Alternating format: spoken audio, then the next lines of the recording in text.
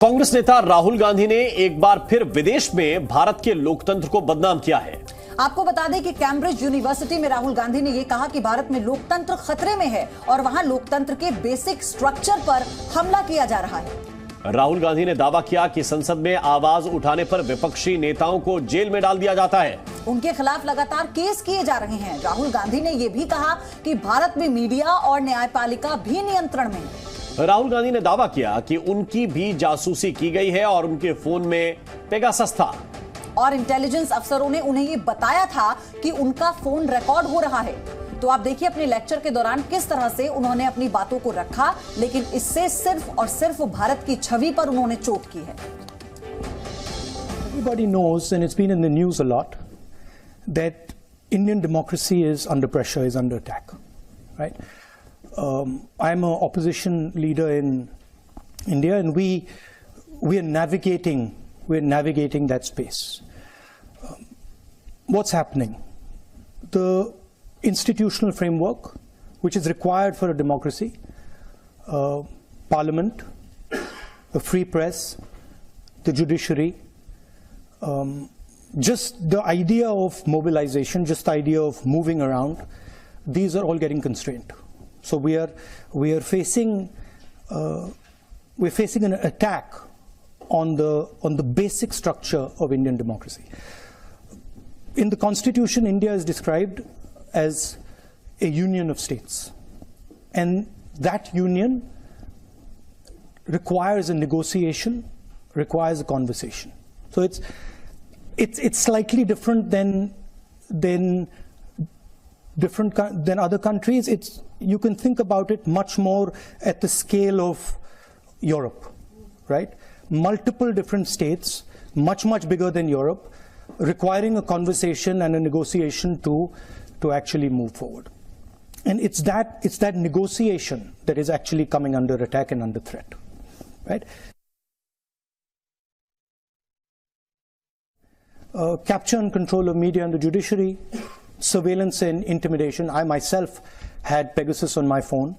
Large number of politicians have Pegasus on my phone, on their phone. I've been called by intelligence officers who tell me, listen, please be careful what you're saying on the phone, because we are sort of recording this stuff. So this is a constant pressure that we feel. तो आपने सुना राहुल गांधी को, और उन्होंने कहा कि मेरे phone में भी पेगासस था, बहुत से और भी नेताओं के फोन में पेगासस था, और अधिकारी कहते थे कि आपका फोन जो है टैप किया जा रहा है, रिकॉर्ड किया जा रहा है। कैम्ब्रिज में राहुल गांधी जाकर ये बयान दे रहे हैं और कह रहे हैं कि भारत में लोकतंत्र खतरे में है। न्यायपालिका हो या सामान्य तौर पर विपक्षी नेताओं की आवाज, सब कुछ नियंत्रित करने की कोशिश की जा रही है। तो आपको यह भी बता दें, उन्होंने सबसे पहले अपनी बात शुरू करने से पहले बताया कि वो ऑपोजिशन लीडर हैं, लेकिन उसके बावजूद भी जासूसी पर उन्होंने बात की। पेगासस को लेकर जो उन्होंने कहा, एक बार फिर से आपको सुनाते हैं। That's what I described.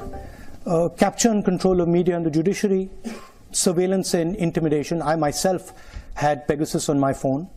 Large number of politicians have Pegasus on my phone, on their phone. I've been called by intelligence officers who tell me, listen, please be careful what you're saying on the phone, because we are sort of recording this stuff. So this is a constant pressure that we feel. और हमारी सहयोगी अंजलि सिंह इस वक्त हमारे साथ phone पर जुड़ गई हैं। अंजलि, इस तरह की बातें दूसरे देश में जाकर एक लेक्चर के दौरान बोलना, क्या वाकई ही अगर ऑपोजिशन के भी आप लीडर हैं तो आपको शोभा देता है? जी देखिए, कहीं ना कहीं ये सवाल तो जरूर उठता है, क्योंकि जो पूरा भाषण है उसके दौरान कई ऐसे इंसिडेंट्स हैं जिनका जिक्र किया गया। और बेसिकली अगर बात करें कि ये जो पूरा लेक्चर दिया, इसका मजमून ये था कि भारत जोड़ो यात्रा जो है उसका कॉन्सेप्ट कहाँ से शुरू हुआ और किस तरह से उस यात्रा के दौरान अलग अलग लोगों से राहुल गांधी मिले और उन लोगों से बातचीत की, उनके बाद क्या अनुभव उनके रहे। लेकिन कहीं ना कहीं जिस तरह से भाषण की शुरुआत की गई है वो जरूर सवाल पैदा करता है, क्योंकि सबसे पहला ओपनिंग जो हिस्सा है भाषण का, उसमें ही ये बात राहुल गांधी की ओर से स्पीच में कही गई कि बेसिक स्ट्रक्चर जो है डेमोक्रेसी का इंडिया का, वो खतरे में है। तो ये तमाम चीजें और इसके आगे जिस तरह की बातें उन्होंने की, उन्होंने इसके बाद कश्मीर में अपनी यात्रा का भी जिक्र किया, जहां पर उन्होंने ये बात रखी है कि किस तरह से उनको वहां पर यात्रा करने से रोका जा रहा था और कहा गया कि अपने लोगों के लिए वो खुद जिम्मेदार हैं। और इसके साथ ही ये भी बात भाषण के अंत में अगर आप जाएंगे तो आप ये भी सुनेंगे कि वो कह रहे हैं कि नरेंद्र मोदी अगर मुझसे पूछे कि उन्होंने क्या अच्छे काम किए हैं तो कुछ एक चीजें वो ऐसी सुना रहे हैं जिन पे वो अग्री करते हैं कि भारत सरकार की ओर से काम अच्छे किए गए हैं, जैसे कि उज्ज्वला गैस योजना की बात करें। लेकिन इसके साथ ही वो सवाल भी खड़े कर रहे हैं इन चीजों पर कि भारत। बहुत बहुत शुक्रिया, बहुत बहुत धन्यवाद अंजलि सिंह आपका इस पूरे अपडेट के लिए। बढ़ते हैं आगे। होली से पहले पूर्वोत्तर में भगवा लहराया तो इसका रंग दिल्ली पर भी जमकर चढ़ा। 3 राज्यों के नतीजे बीजेपी के लिए 2024 के सियासी टॉनिक की तरह हैं। कल शाम प्रधानमंत्री मोदी ने बीजेपी मुख्यालय में बीजेपी के कार्यकर्ताओं का उत्साह बढ़ाकर इसका संकेत भी दे दिया।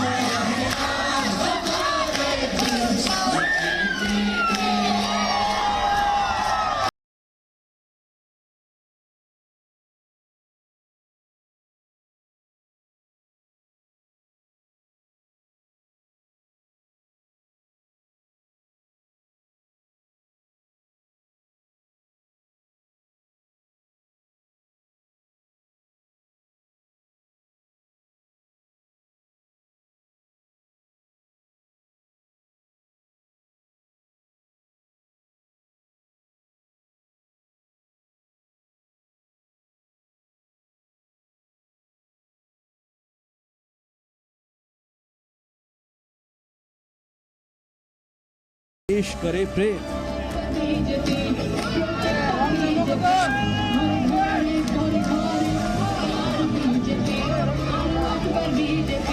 वो कहते हैं मर जा मोदी,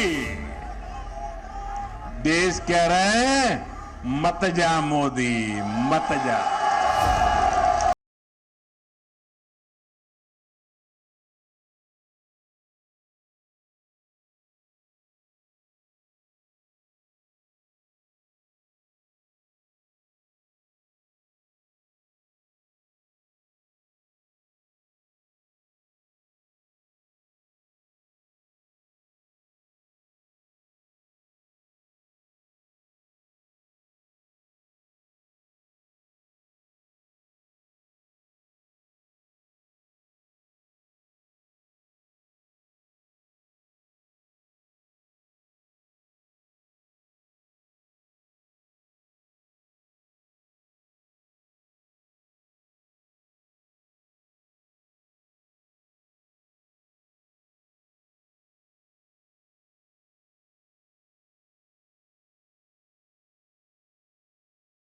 राज्यों के चुनावों में बीजेपी के लिए शानदार जीत का आगाज पूर्वोत्तर से हुआ। त्रिपुरा और नागालैंड में सत्ता की वापसी, मेघालय में सीट भले कम हो लेकिन सत्ता बस 2 हाथ दूर। फिर जश्न तो बनता है और पूर्वोत्तर के इस जश्न अंदाज में पीएम मोदी भला दूर कैसे रहते।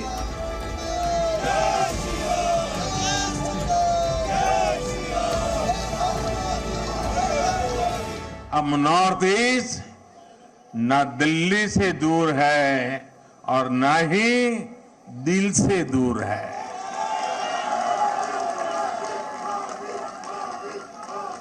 ये युग परिवर्तन का समय है, ये नया इतिहास रचे जाने का समय है। मैं नॉर्थ ईस्ट की शांति, समृद्धि और विकास का ये समय देख रहा हूं। विरोधियों के मोदी विरोध को पीएम मोदी जीत में कैसे बदलते हैं। चुनाव प्रचार में भी इसकी बानगी दिखी और दिल्ली के जश्न में भी। जब कुछ लोग मोदी की कब्र खोदने की ख्वाहिश कर रहे हैं, जहां मौका पड़ता है कमल खिलता ही जा रहा है, खिलता ही जा रहा है।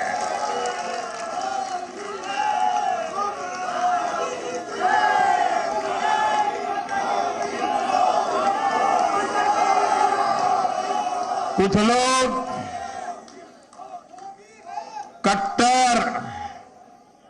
कट्टर की पहचान में लगे हुए हैं। वो हर काम बेईमानी भी कट्टरता से करते हैं।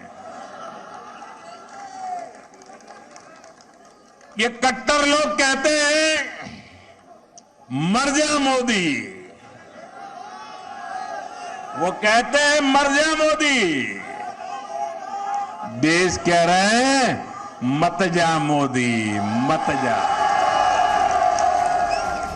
पीएम मोदी ने पूर्वोत्तर फतह से न सिर्फ बीजेपी का एजेंडा सेट किया, बल्कि बीजेपी के बारंबार विजय का त्रिवेणी मंत्र भी बताया।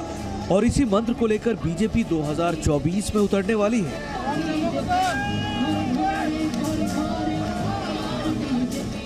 भाजपा के विजय अभियान का रहस्य छिपा है त्रिवेणी में।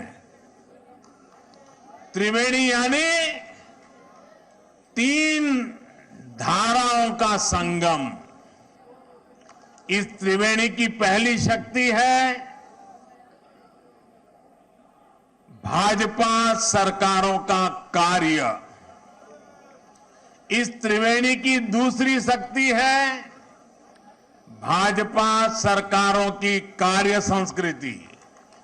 और इस त्रिवेणी की तीसरी शक्ति है भाजपा के कार्यकर्ताओं का सेवा भाव।